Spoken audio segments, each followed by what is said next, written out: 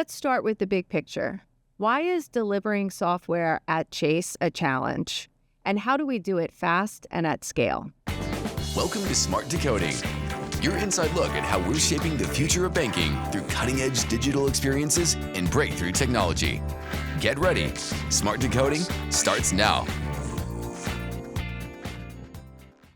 Hi, I'm Michele Willis, Head of Technology for Infrastructure and Production Management at Chase. And I'm Bhargav Natarajan. I'm the product owner for TrueCD. And today we will deep dive into how we help Chase engineers ship code with quality and speed. Code delivery has evolved over a period of time. It used to be a very waterfall model with a long lead time, and the technology hadn't evolved to where we could do the things that can happen today. Things like web services that could be updated on the back end. Things like AWS and GCP and cloud providers that greatly accelerate the ability to ship code, which led to a proliferation of code and complexity, and that's why it's super hard today. So it's a very interesting point. During one of the conversations, someone mentioned we're doing continuous delivery for our features, and our Chief Information Officer, Gail House, kind of challenged that and said, what you're doing is pseudo delivery, not continuous delivery. It's not true continuous delivery. And thus the name TrueCD was born, which is this is how we would do true continuous delivery. And it details the process of how we can validate these changes that engineers are making right from within that IDE, all the way to making it into production to ensure the quality that actually lives in the applications and services, which brings us to the point of reliability, right? What does it take to ensure that Chase systems stay stable and and don't really falter with the pace that we're moving at? Yeah, it's a great question. There's a few principles that we try to follow. The first is resilient design. We want to make sure that engineers and architects are designing for failure, and they're considering things deeply like dependencies, and dependency management is incredibly important. So that's one aspect of resilient design we really focus on. We also look at fault tolerance. An application, a component, a service should be resilient to a fault in underlying infrastructure and dependencies. And we also have to have effective observability. So if something's going wrong, we need to know that something's going wrong. You talked before about the software development lifecycle and about writing requirements. So it really does start all the way left in the lifecycle for product owners and engineers to include what we call non-functional requirements in the process. And it's not just a feature that you're specifying when you're writing a JIRA. You really need to include all the non-functional requirements and start all the way at the beginning, because it can influence the design of what you build. It can influence how you deploy it. It can influence how you run it. So we always encourage engineers to make sure that in their definition of done, they have really strong non-functional requirements. Yeah, there's many studies that have been done in the industry around the fact that if you find a defect in production, it's 10x or 20x the amount of cost than if you find it during the software development lifecycle upfront. TrueCD is comprised of, as you mentioned, Michele, 12 steps, ranging all the way from the basic foundations of how we build observability that you mentioned, of ensuring our pipelines are running. We have the metrics that are flowing through. We have the ability to plug in automated framework, testing, and so on.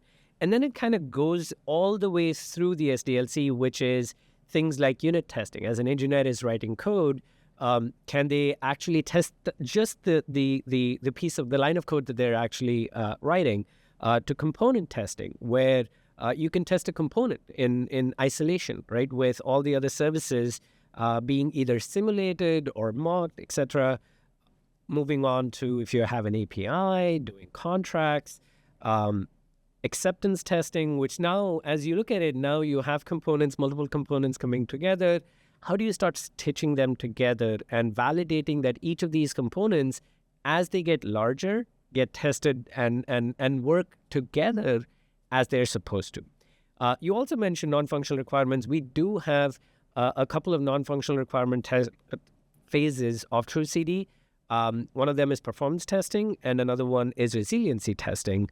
And those are super critical because you want applications and services that are performant, but also resilient, right? And we should probably come back to talk about resiliency versus reliability. But we want applications to be resilient there. Security is now a critical aspect. One of the things that we at Chase constantly talk about is our customers require trust. They require that we hold the security of their data, of their money to the highest standards. So we kind of apply that as part of the TrueCD process, and we do validate that the code that's going out is secure and it is good.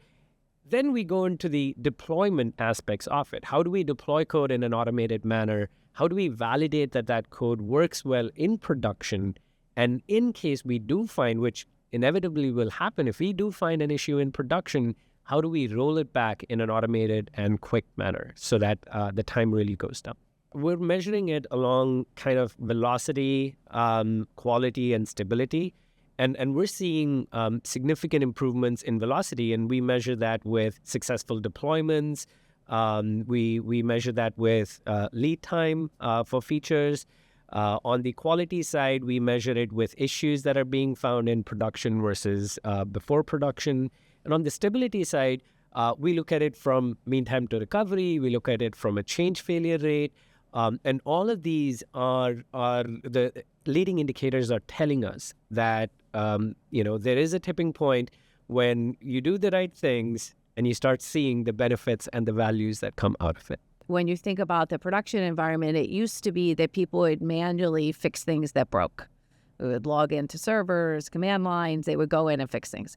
That's not the world we operate in today. And so automation, or probably more accurately engineering, is the way we think first and foremost about becoming more stable and more reliable.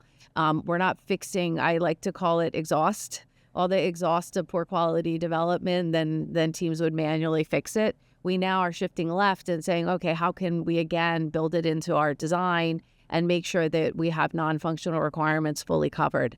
We're also doing, we also have a lot of focus on automation and change. So change deployments, making sure they are fully automated. That helps not just with reliability, but also security. So for example, I don't have to pull a privileged account to deploy my code. I've automated it fully. So to your point about security, we're trying to take all of those goals, security, cost, reliability, and build them in automation, shifting left. The other thing that we've done in partnership with TrueCD is to try to build some controls into the pipeline. So an example is we use a framework at Chase for our development. That framework, we have some controls in our CICD to make sure that if you are not on the latest version of that framework, you cannot deploy your code. And that's fully automated.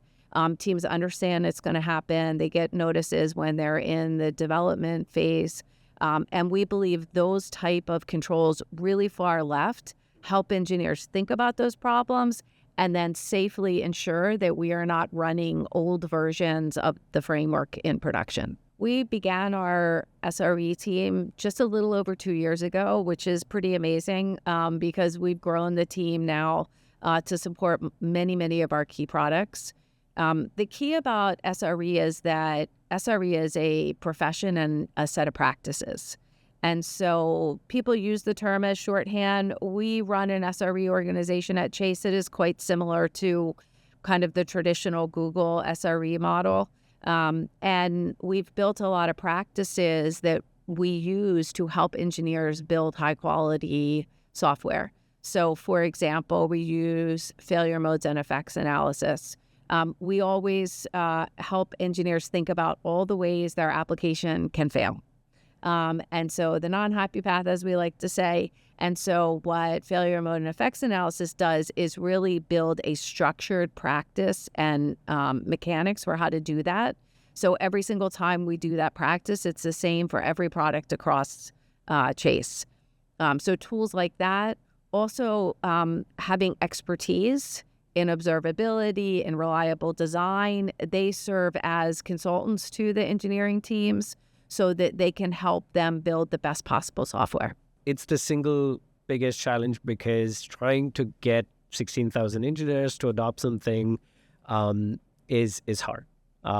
Change is hard. I rely heavily on data.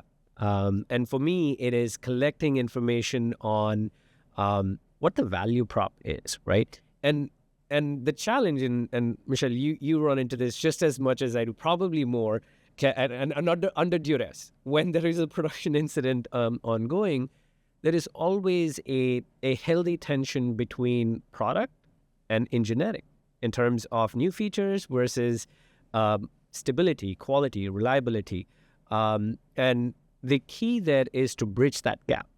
Give them data that shows doing this work is not tech work, right? Doing this work is not a piece of work that doesn't support product because it's going to help accelerate them. It's gonna make future releases of higher quality because you have automated tests that are validating the features that have been delivered already from regressing. And as we go through, and 16,000 engineers, there's a lot of features that we build, and that pace now with, I guess we cannot do anything without talking about generative AI right now.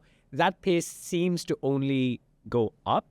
So showing that data that shows you're actually able to catch these issues early on, to your point, less expensive to fix, but also it helps prevent regressions in features we've already shipped later on in there.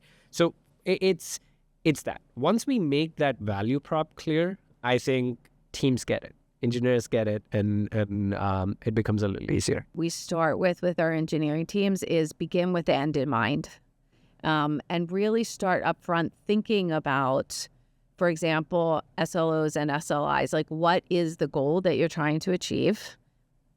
Maybe SLAs, depending on what product you're delivering, but what is it that you're really trying to achieve? How are you going to measure it? How will you know what good looks like? So setting out those metrics, making sure that people understand what you're trying to achieve. People, the engineering teams know what you're trying to achieve.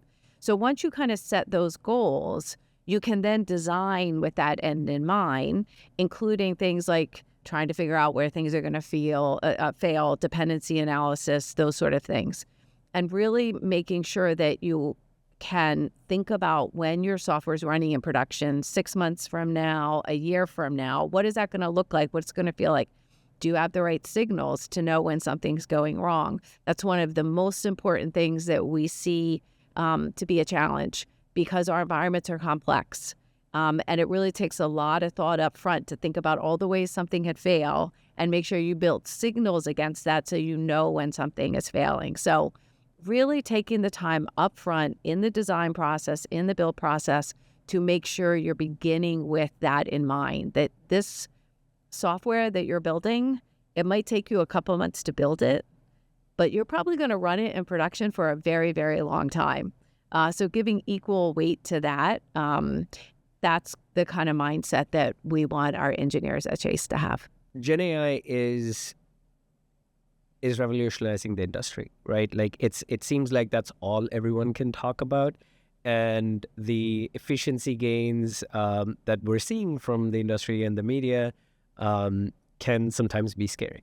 The way that we're taking a more grounded approach to that, and we're looking at it as an evolution. So we're starting to incorporate and empower our engineers with what we are kind of terming as Generation 1 coding assist tools that'll help them write code a little bit easier, right? Reduce the toil of writing code. That naturally ties into where we can now take that and say, well, we're talking about TrueCD and automation and all of that. Well, can they leverage that to reduce the toil to kind of do that as well?